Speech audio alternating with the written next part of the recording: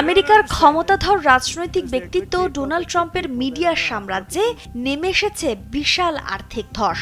মার্কিন প্রেসিডেন্টের অন্যতম পছন্দের মাধ্যম ট্রুথ সোশ্যাল এর মালিকানা প্রতিষ্ঠান ট্রাম্প মিডিয়া অ্যান্ড টেকনোলজি দ্বিতীয় ত্রৈমাসিকে এক ধাক্কায় $238 মিলিয়ন অর্থাৎ ২৯৩০ কোটি টাকা পরিমাণ বিশাল লোকসানের কথা জানিয়েছে। সম্প্রতি এমন তথ্যই নিশ্চিত করেছে দ্য গার্ডিয়ানের প্রতিবেদনে।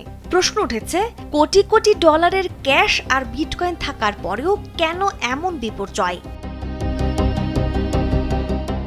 কোম্পানির নতুন প্রধান নির্বাহী কেভিন ম্যাকগার্ন সম্প্রতি এক কনফারেন্সে জানিয়েছে, জুন পর্যন্ত ৩ মাসের এই বিশাল ক্ষতির মূল কারণ ছিল ক্রিপ্টোকারেন্সি ও অনলাইন ব্যাটিং এর মতো নতুন সব ঝুঁকিপূর্ণ খাতে অতিমাত্রায় অর্থ ঢালা। স্যান্ডেলিনা সো, রূপচর্চায় আভিজাত্য। বছরব্যাপী এই সম্প্রসারণের চেষ্টা ব্যর্থ হওয়ায় কোম্পানিটি এখন এসবই ইতি টেনে পুরোদমে সোশ্যাল মিডিয়ার দিকে মনোযোগ ফেরানোর ঘোষণা দিয়েছে। তবে সবচেয়ে চাঞ্চল্যকর মোড় নিয়েছে তাদের নতুন আয়ের উৎস নিয়ে। ওয়াল স্ট্রিটের বড় বড় ট্রেডিং ফার্মগুলোর কাছে ট্রাম্প ও শীর্ষ ব্যবহারকারীদের পোস্টগুলো আগেভাগে দেখার সুযোগ বিক্রি শুরু করেছে তারা। ট্রুথ এপিআই নামের এই বিশেষ সেবার মাধ্যমে মিলিসেকেন্ডের ব্যবধানে স্টক ও বন্ডের বাজার নিয়ন্ত্রণ করতে প্রতি মাসে এক একটি প্রতিষ্ঠানকে গুনতে হচ্ছে $৬০,০০০ থেকে $১,০০,০০০। ইতিমধ্যে 10 জন গ্রাহকও পেয়ে গেছেন তারা।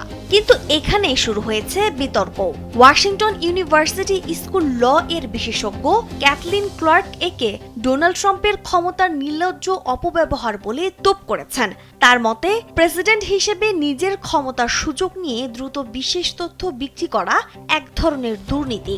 যদিও ম্যাকগার্ন এই অভিযোগ উড়িয়ে দিয়ে এটিকে তথ্য প্রযুক্তি খাতের একটি সাধারণ ও প্রচলিত ব্যবসায়িক কৌশল বলে দাবি করেছেন। কোম্পানির আর্থিক খাতিয়ান বেশ জটিল।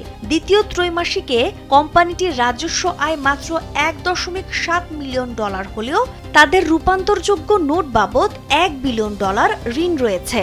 যদিও এই ঋণের মেয়াদ ২০২৮ সাল পর্যন্ত, তবুও চলতি বছরের নভেম্বরে ঋণদাতারা নগদ টাকা তোলার দাবি জানাতে পারেন, যা কোম্পানির জন্য বড় এক হুমকি। তবে আশার কথা হলো, কোম্পানির হাতে বর্তমানে $400 মিলিয়ন বেশি নগদ অর্থ এবং $1.2 বিলিয়ন মূল্যের বিটকয়েন ও সমতুল্য সম্পদ জমা রয়েছে। সব মিলিয়ে অনলাইন জুয়া ও ক্রিপ্টোর ভুল চালে বড় লোকসানের মুখে পড়া ট্রাম্প মিডিয়া কি শেষ পর্যন্ত ঘুরে দাঁড়াতে পারবে, নাকি নতুন কোনো তথ্য বিক্রির বিতর্ক তাদের আরো গভীর সংকটে ফেলবে, সেটাই এখন দেখার বিষয়।